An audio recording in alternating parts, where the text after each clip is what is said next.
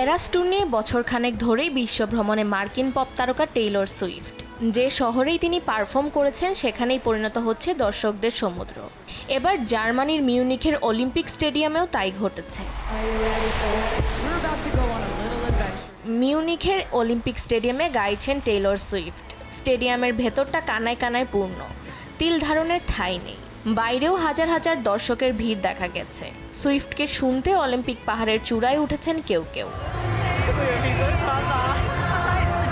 পাহাড়ের চূড়া থেকে অলিম্পিক স্টেডিয়ামের ভেতরটা দেখা যায়। চূড়ায় জায়গা না পেয়ে অনেকে পাহাড়ের খাঁজে খাঁজে বসে পড়েছেন। টিকিট ছাড়াই খুব কাছ থেকে সুইফটকে শোনার সুযোগটা কাজে লাগিয়েছেন তারা।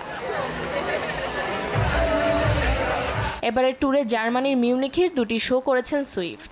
এই 2 দিন সেখানে তাপমাত্রা ছিল 31 ডিগ্রি সেলসিয়াস। তবে প্রিয় তারকার গান শুনতে সুইফটিদের ফেরায় এমন সাধ্য কার? শনিবার 25,000-এর মতো শ্রোতা বাইরে থেকে কনসার্ট শুনেছেন। রোববারও প্রায় একই সংখ্যক দর্শক অলিম্পিক পাহাড়ে ছিলেন। 2 দিনে স্টেডিয়ামের বাইরে অন্তত 40,000-এর মতো শ্রোতার উপস্থিতি ছিল। সুইফটিদের এমন কীর্তি এরই মধ্যে ছড়িয়ে পড়েছে সোশ্যাল মিডিয়ায়। গায়িকার ভাষ্য, এটি আমার বিশেষ একটি শো, কারণ এই কনসার্ট করে এবারের মতো জার্মানি থেকে বিদায় নিচ্ছি। যারা স্টেডিয়ামের বাইরে থেকে আমার গান শুনেছেন তাদেরও ধন্যবাদ জানাই। এর আগে জার্মানির জেলসেনক্রিসেন ও হামবুর্গে পারফর্ম করেছেন টেইলর সুইফট। আগামী 1 থেকে 3 আগস্ট পর্যন্ত তিনি পোল্যান্ডের 3টি কনসার্টে অংশ নেবেন। পরবর্তী সফর অস্ট্রিয়ার ভিয়েনায়। ফাতেমাতুজ জোহরা, দেশ টিভি।